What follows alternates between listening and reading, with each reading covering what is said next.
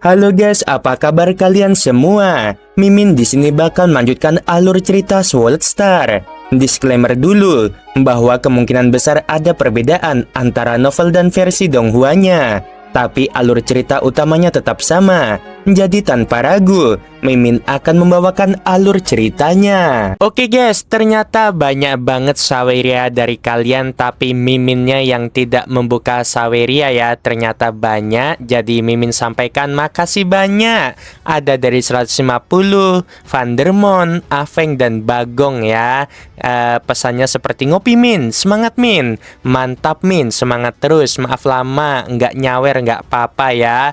2 episode dong bang, boleh sih ya, nanti Mimin bikinkan juga. Tapi berhubungan ini tuh udah mau mendekati akhir ya, jadi novelnya kan masih progres penulisan, sedangkan episode terbaru ini hampir menyamai episode terbaru di novelnya ya. Jadi tidak bisa dipercepat supaya kita pelan-pelan ya, sembari nunggu chapter terbarunya dari sang penulis. Makasih banyak ya teman-teman yang udah support Mimin. Mimin doakan sehat selalu dan lancar terus rezekinya.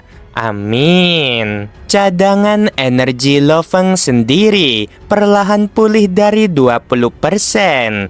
Leluhur ular tak terbatas memandang kelompok penguasa yang merepotkan ini, dan dalam hatinya ia tahu bahwa setelah munculnya penguasa baru Lo-Feng, rencana awal mereka untuk menghancurkan seluruh wilayah kultivator telah gagal total. Kubu kultivator kini memiliki fondasi yang lebih kuat, ditakdirkan untuk menjadi lawan terbesar bagi kubu kehidupan primordial bawaan. Di tahun-tahun mendatang yang tak terbatas, mereka akan terus bertarung hingga pemenang yang jelas ditentukan. Secara tak terduga, di tengah perang pemusnahan, kalian telah melahirkan seorang penguasa baru. Leluhur ular tak terbatas berbicara, sementara sekelompok leluhur di belakangnya juga memandang jauh ke arah Lo-Feng dan yang lainnya. Kali ini memang sangat berbahaya. Yuan mengangguk setuju. Jika Lo-Feng tidak berhasil melakukan terobosan, kita pasti sudah kehilangan semua wilayah. Dalam bentrokan sebelumnya, mereka berulang kali gagal. Mereka hanya bisa mencoba menunda langkah lawan, tetapi tidak bisa mencegah wilayah-wilayah itu jatuh. Pertempuran ini berakhir di sini. Leluhur ular tak terbatas berkata, lain kali kita akan menentukan pemenang sebenarnya. Yuan hanya mengangguk. Yuan juga yakin bahwa jika ada penguasa lain yang bergabung di masa depan, situasinya akan menjadi lebih baik. Dibawa oleh ibu ruang waktu dengan cakar yang tak terhitung jumlahnya, para leluhur semuanya pergi melintasi ruang dan waktu, sementara 8 penguasa menyaksikan semuanya. Genjatan senjata ini bersifat sementara, kata Yuan. Kekuatan para leluhur secara keseluruhan melebihi kekuatan kita, Moman berkata sambil memandang pada kejauhan. Sebelumnya, ketika aku bergabung dengan Jin dan Ming Huang untuk membakar avatar pertempuran utama untuk sebuah serangan, kami memperoleh beberapa hasil. Tetapi kali ini, mereka sudah siap mengurangi efek serangan kita secara signifikan. Namun, teknik terlarang Lo-Feng lah yang menciptakan peluang. Memisahkan aku dan formasi pertempuran justru memberiku sebuah kesempatan. Lo-Feng tersenyum tipis. Starlight berkata, menyerap asal dunia sumber dan ancaman kematian, keduanya dapat mendorong para leluhur untuk berevolusi. Setelah perang ini, diperkirakan beberapa leluhur akan membuat terobosan. Para penguasa akan maju, dan para leluhur juga akan demikian. Menguasai kekuatan tingkat tertinggi bukanlah batas bagi para leluhur. Mereka akan terus berevolusi hingga mencapai tingkat seperti leluhur ular tak terbatas yang merupakan puncak dalam satu arah. Meskipun para leluhur mungkin lebih maju, mereka bukanlah tandingan bagi kita para kultivator. Ming Huang tersenyum penuh percaya diri, dan memang dari masa-masa awal ketika kesenjangan sangat besar, selangkah demi selangkah hingga saat ini, kesenjangan terus menyempit. Mari kita kembali ke tanah asal dan mempelajari jasad para leluhur dengan seksama. Yuan tersenyum. Terlepas dari hasilnya, perang ini telah berakhir. Kita telah menahan serangan gabungan lebih dari 100 leluhur. Menghadapi kubu lain setelah ini akan jauh lebih mudah, ujar Wulan. Setidaknya kita bisa bersantai sejenak. Jin tertawa terbahak-bahak. Saudara Lo Feng, seperti yang dijanjikan, setelah perang berakhir, kau harus bergabung denganku menjelajahi tanah misterius. Wilayah kultivator kita masih memiliki banyak dunia yang diduduki oleh kelompok lain. Kita harus merebut kembali seluruh wilayah kultivator terlebih dahulu sebelum kalian berdua pergi menjelajah, kata Yuan. Baiklah, aku tidak terburu-buru, kata Jin sambil tersenyum. Lo Feng bertanya dengan rasa ingin tahu, kemana kau berencana menjelajah? Jurang kehancuran, kata Jin. Aku sudah sering ke sana, selalu kekurangan pendamping yang kuat. Aku akan mengirimkan informasi detail tentang jurang kehancuran sekarang. Kedelapan penguasa itu berbincang santai saat mereka kembali ke tanah asal. Tanah asal di Balai Dewan. Di dalam Balai Dewan terdapat sebuah meja bundar berwarna hitam. Seluruh permukaan meja terbuat dari kristal, berupa potongan kristal alam kegelapan terbesar yang pernah ditemukan di ruang primordial tak terbatas. Kubu kultivator sebagai salah satu dari 3 kubu utama di ruang primordial tak terbatas. Meskipun ditekan oleh kekuatan terbesar selama berabad-abad, kekuatan kubu kultivator juga diakui secara universal. Di samping meja bundar terdapat 8 kursi yang juga terbuat dari kristal alam kegelapan. 8 sosok turun ke aula dewan. Mereka adalah Yuan, Jin, Wulan, Ming Huang, Naigu, Starlight, Muman, dan Lo Feng. Masing-masing mengambil tempat duduk mereka. Kedelapan orang ini adalah tokoh dengan peringkat tertinggi di dalam camp kultivator yang menentukan nasib banyak kultivator. Duduk di kursi kristal alam kegelapan, Lo Feng langsung merasakan formasi ruang waktu dengan meja bundar hitam sebagai intinya menghubungkan seluruh jaringan ruang waktu. Dalam sekejap, 3.600 kelompok dunia dalam jaringan ruang waktu jatuh ke dalam jangkauan sensor. Meskipun beberapa kelompok dunia telah dikuasai dan jaringan ruang waktu rusak, tapi garis waktu masa lalu masih utuh dan masih dapat memantau wilayah tersebut. Duduk di sini, Lo Feng mengamati 3.600 kelompok dunia. Dunia sumber yang tak terhitung jumlahnya, dunia biasa yang tak terhitung jumlahnya, baik yang utuh maupun yang hancur, masing-masing tercemin dalam pikirannya. Aula Dewan akhirnya memiliki kursi tambahan. Yuan menatap Lo Feng sambil tersenyum cerah. Ini sangat sulit. Setelah berabad-abad lamanya, kita akhirnya menyambut seorang penguasa baru. Camp kultivator kita terlalu lambat untuk melahirkan seorang penguasa, ujar Jin dengan penuh emosi. Lagi pula, menguasai kekuatan tertinggi Dao tentu jauh lebih sulit daripada bagi para leluhur, kata Starlight. Bagi para leluhur, kemunculan mereka relatif lebih mudah. Selama perang ini, beberapa leluhur muncul. Setelah perang, dengan mencerna beberapa keuntungan yang diperoleh, para leluhur akan mengalami beberapa peningkatan. Pertama-tama, bagikan rampasan perang ini. Yuan memimpin rapat seraya menyatakan, dalam perang ini, kita telah menghabisi 11 leluhur. Ini belum pernah terjadi sebelumnya. Sebelum perang ini, kita hanya menghabisi 14 leluhur selama berabad-abad. Wulan takjub. dan dalam perang ini saja kita menghabisi 11 musuh. Situasinya telah berbalik. Starlight tersenyum. Ini berkat Lo Feng. Naigu menghela napas. Awalnya kami mundur selangkah demi selangkah. Terobosan Lo Feng lah yang sangat meningkatkan kekuatan kami secara keseluruhan. Bergabungnya dia memungkinkan kami untuk menghabisi 8 leluhur dalam waktu singkat.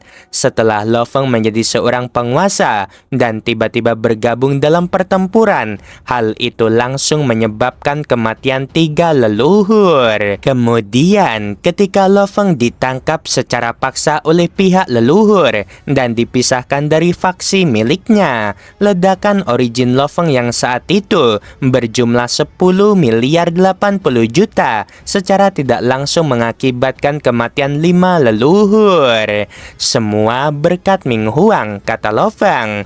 Dalam situasi di mana Starlight, leluhur ular tak terbatas, dan ibu ruang waktu saling menahan satu sama lain, meskipun Starlight tetap lebih unggul, sulit untuk memberikan pukulan fatal kepada para leluhur tersebut. Petir Ming Huang menyerang dengan cepat, menyerang jika bergerak. Ketiga aspek ini menyebabkan banyak kematian leluhur. Semuanya dipeti oleh Ming Huang. Para leluhur itu berjuang melawan kalian semua dengan segenap kekuatan mereka. Aku hanya memberikan pukulan terakhir. Ming Huang tertawa lebar. Pertama-tama, bagikan rampasan perang, kata Yuan sambil tertawa. 11 mayat leluhur, setiap penguasa mendapat 1/10. Sisanya disimpan di tanah asal untuk seluruh camp kultivator.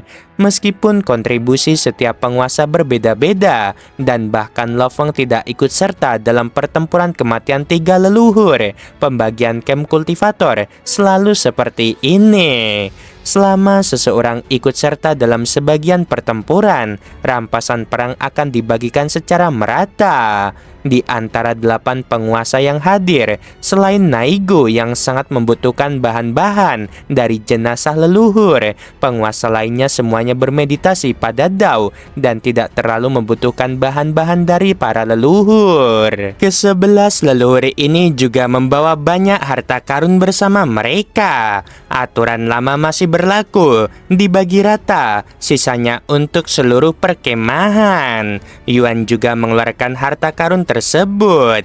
Para penguasa semuanya dengan santai memilih sebagian, kecuali jika sangat dibutuhkan, tidak akan ada perebutan. Para leluhur harus bertarung dengan tubuh asli mereka tanpa inti kehidupan. Avatar terlalu lemah, bahkan tidak mencapai 30% dari kekuatan mereka. Dalam tingkat perang antar dua kubu utama ini, hal itu pada dasarnya tidak berarti. Seperti Starlight, hanya dengan mengurangi cadangan energinya sebesar 3% saja sudah mengurangi perannya secara signifikan dalam perang. Ini menunjukkan bahwa dalam perang antar dua kubu utama, seseorang harus cukup kuat untuk menjadi luar biasa agar dapat memainkan peran yang berarti. Ketika Lo Feng memiliki cadangan energi puncak, pemulihannya sangat menakutkan, kuat dalam pertarungan jarak dekat, dan dapat memanfaatkan peluang untuk mengeksekusi teknik terlarang yang mengerikan. Begitu cadangan energi berkurang drastis, terjadi penurunan dalam segala aspek. Para leluhur saat itu terpecah belah secara internal dengan sentimental anti perang yang kuat. Jika mereka menyerang dengan kekuatan penuh, mungkin saja mereka bisa mengalahkan avatar pertempuran utama Lo Feng yang hanya memiliki cadangan energi 20% saja. Tentu saja, bahkan kemenangan sementara pun bisa terwujud. Kedelapan penguasa itu masih bisa pulih dan kembali dengan kekuatan penuh.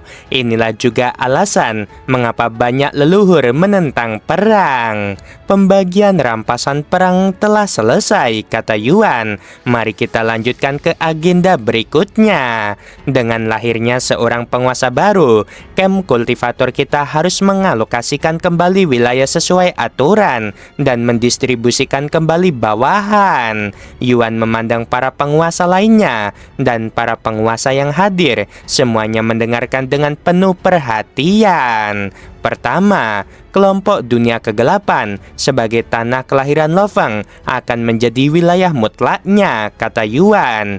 Kedua, setiap penguasa memiliki tanggung jawab untuk menjaga perbatasan dan karenanya perlu menanggung sebagian dari kelompok dunia di perbatasan.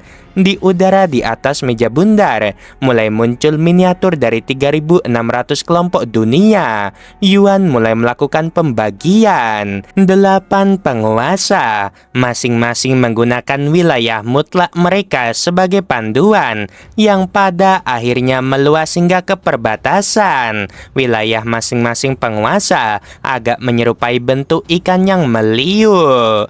Aku membutuhkan grup dunia King Jiang. Meng Huang berbicara sambil mengulurkan tangannya, mengklaim 3 grup dunia dan sekaligus menyerahkan yang lainnya.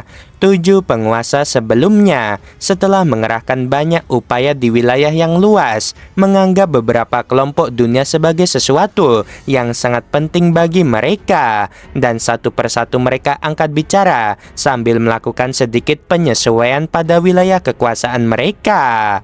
Hanya Lo Feng yang belum mengerahkan upaya di kelompok dunia lain yang terbuka terhadap sedikit penyesuaian di wilayahnya.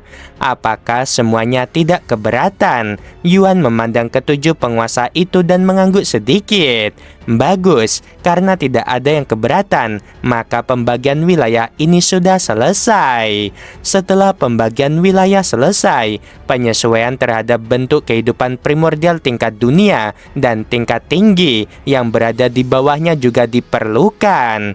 Kehidupan primordial tingkat tinggi di dalam wilayah tersebut secara alami berada di bawah perintah penguasanya. Adapun primordial tingkat dunia, jika merupakan murid penguasa, mereka berada di bawah penguasa itu masing-masing.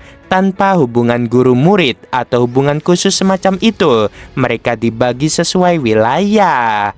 Banyak primordial tingkat dunia menerima kultivasi dari para penguasa sebelum membebaskan diri dari sangkar jalinan. Sekitar sepertiga di antaranya benar-benar menjadi murid. Lo Feng sebagai seorang yang baru mencapai terobosan, tentu saja belum menerima murid primordial tingkat dunia manapun. Di bawah komandoku ada 23 primordial tingkat dunia, lebih dari 10 juta dan 25.000 primordial tingkat tinggi. Lo Feng melihat rencana alokasi terakhir yang mencangkup 20 primordial tingkat dunia yang ditangkap dan lebih dari 8 miliar primordial tingkat tinggi yang ditangkap. Perang ini juga menyebabkan peningkatan signifikan dalam jumlah tawanan untuk camp kultivator. Lo Feng, primordial tingkat duniamu lebih sedikit. Yuan tersenyum. Para primordial kecil di dalam sangkar jalinan itu, kau bisa membina mereka lebih banyak, melatih beberapa di antaranya sebagai murid primordial tingkat dunia, dan tentu saja mereka akan menjadi milikmu.